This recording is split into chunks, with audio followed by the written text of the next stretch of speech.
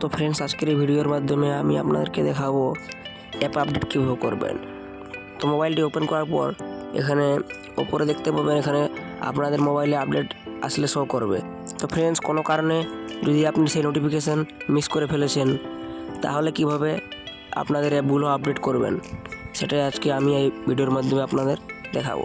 আর যদি আপনি আপডেট না করেন তাহলে দেখবেন অ্যাপগুলি আপনার ঠিকঠাকভাবে কাজ করছে না। তো ফ্রেন্ডস, অ্যাপ আপডেট করার জন্য সবার প্রথমে আপনাদের প্লে স্টোরটিকে ওপেন করে নেবেন।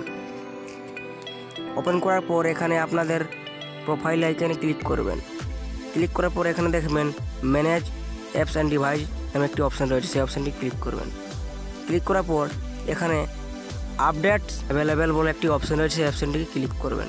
ক্লিক করার পর এখানে সিম্পলভাবে আপনারা আপডেট অপশানে ক্লিক করে আপনাদের অ্যাপটিকে আপডেট করে নেবেন।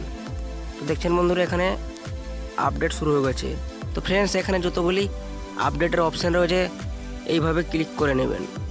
তো আপনাদের অ্যাপ আপডেট হতে শুরু হয়ে গেছে।